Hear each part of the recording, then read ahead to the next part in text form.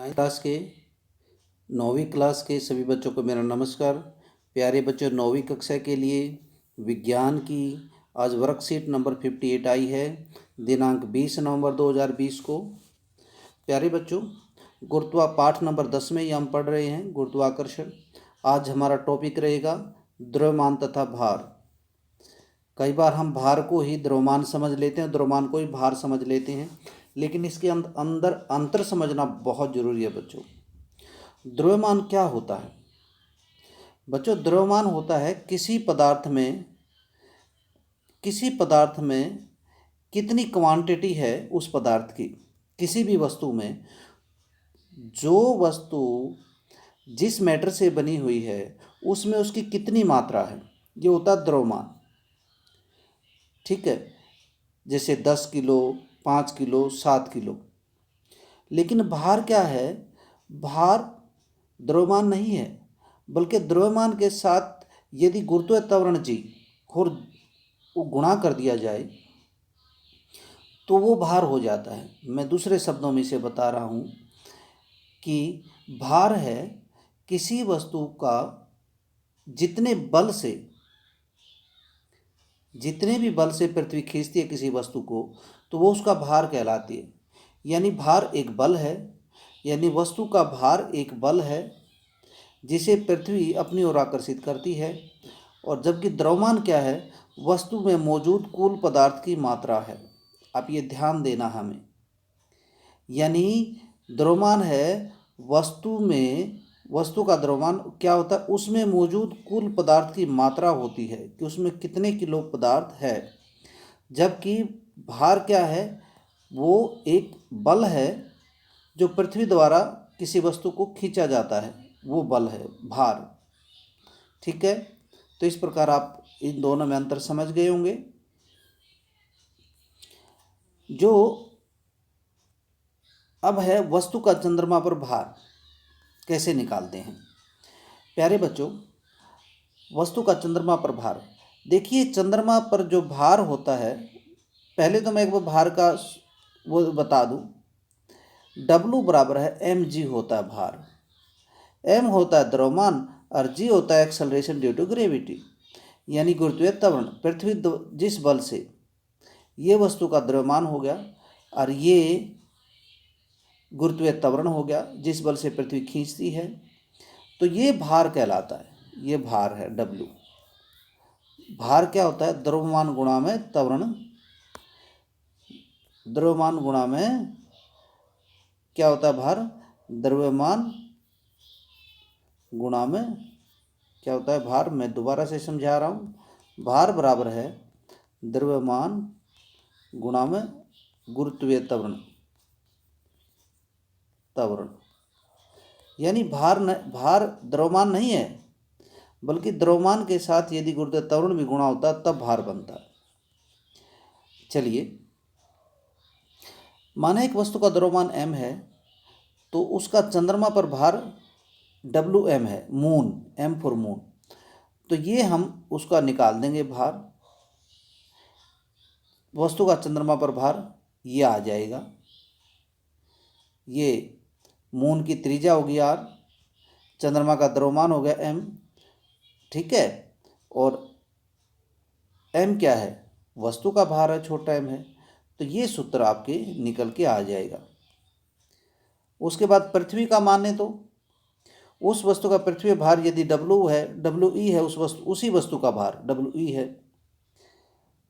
ठीक है, और पृथ्वी का द्रव्यमान यदि इतना है और त्रिज्या इतनी है, तो सार्वत्रिक गुरुत्वाकर्षण सार्वत्रिक नियम के अनुसार WE यानी वस्तु का भार ऐसे निकाला जाएगा। और दोनों समीकरण को यदि हम समीकरण नंबर 1 और समीकरण नंबर 2 को हम क्या करते हैं? विभाजित करते हैं।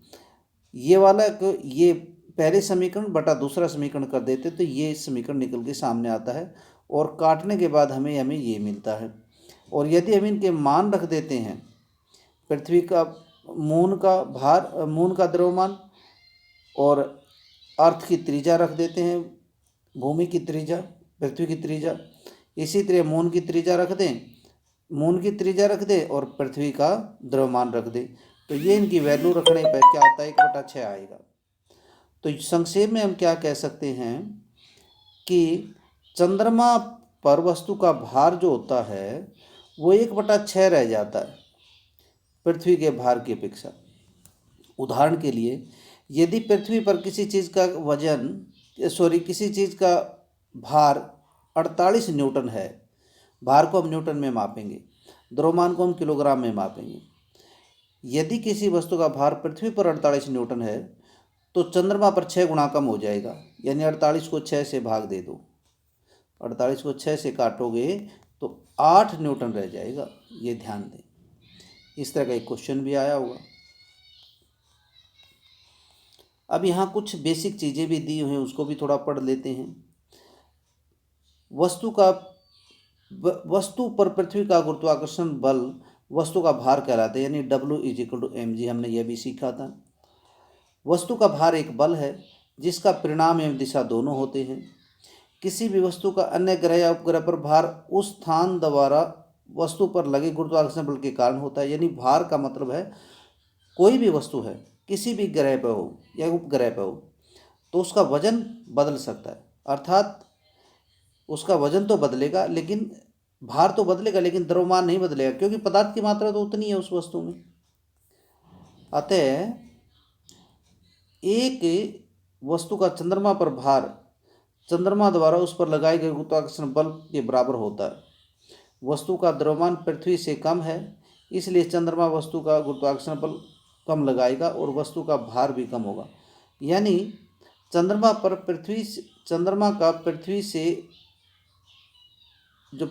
द्रव्यमान पृथ्वी से कम है, इसलिए कम गुरुत्वाकर्षण बल लगाएगा और भार भी उस वस्तु का चंद्रमा पर कम होगा।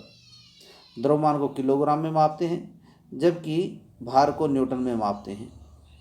ठीक है, आगे है 10 किलोग्राम द्रव्यमान वाली किसी वस्तु का पृथ्वी पर भार होगा।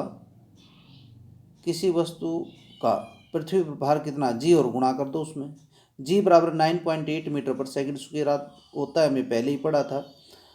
तो 10 किलोग्राम द्रव्यमान की वस्तु का जो भार होगा पृथ्वी पर वो होगा 98 न्यूटन। भार 98 न्यूटन होगा भार। तो आपने देखा। आइए क्वेश्चन पे नज़र डालते हैं। आज के क्वेश्चंस क्या कहते हैं प्रश्न पे। एक वस्तु का भार चंद्रमा और पृथ्वी में से किस पर कम होगा, कारण बताइए। भैया चंद्रमा पे कम होगा, कम होने का कारण है चंद्रमा का गुरुत्वाकर्षण बल कम है, इस कारण 6 गुना कम है। क्वेश्चन नंबर 2, किसी वस्तु के चंद्रमा पर भार को ज्ञात करने के लिए एक गणितीय सूत्र प्रचलित कीजिए। किसी वस्तु के चंद्रमा पर भार को ज्ञात करने के लिए ये सूत्र हो जाएगा। चंद्रमा पर किसी वस्तु का भार यदि ज्ञात करना है तो ये वाला सूत्र हम लिख देंगे। प्यारे बच्चों, क्वेश्चन नंबर 3, किसी भी ग्रह पर किसी वस्तु का भार कौन से कारक पर निर्भर करता है। भार कहता है कौन से कारक पर निर्भर, उसके गुरुत्वाकर्षण बल पर निर्भर करता है भार। ठीक है, उसके गुरुत्वाकर्षण बल पर निर्भर करता है। ठीक है, अगला क्वेश्चन, और उसके द्रव्यमान पे भी निर्भर करता है। ये दोनों आप लिख सकते हैं। चौथा क्वेश्चन, यदि एक व्यक्ति का चंद्रमा पर भार 10 न्यूटन हो तो उसका पृथ्वी पर भार कितना होगा। चंद्रमा पर उसका 10 न्यूटन है तो पृथ्वी पर कितना, 6 गुना बढ़ जाएगा उसका, 6 गुना ज़्यादा गुरुत्वाकर्षण बल है पृथ्वी पर चंद्रमा की अपेक्षा। तो 10 न्यूटन गुणा में 6 बराबर 60 न्यूटन आ जाएगा पृथ्वी पर उस वस्तु का भार। बच्चों, ये थे आज की वर्कशीट। और जो हमें आज कोविड के बारे में संदेश मिल रहा है, नियमित रूप से साबुन और पानी से हाथ धोना है। प्यारे बच्चों, दिल्ली में केस बढ़ गए हैं, निहायत ज़्यादा हो गए हैं केस, सारे हॉस्पिटल भर चुके हैं। अब हमें घर से बाहर नहीं निकलना है। कोशिश ये करनी है कि पेरेंट्स भी घर से बाहर ना जाएं, और जाएं तो 3 काम अवश्य करें। सोशल डिस्टेंसिंग रखें, साबुन और पानी से हाथ धोएं और मास्क लगाए बगैर नहीं निकलें। हर सावधानी बरतें ताकि हम इस महामारी से लड़ सकें। नमस्कार बच्चों, आशा है कि वर्कशीट आपको पसंद आई होगी। नहीं समझ आए तो बेटा कम से कम वर्कशीट को 2 बार आपने देखना है और उसके बाद क्वेश्चंस को हल करना है। नमस्कार बच्चों।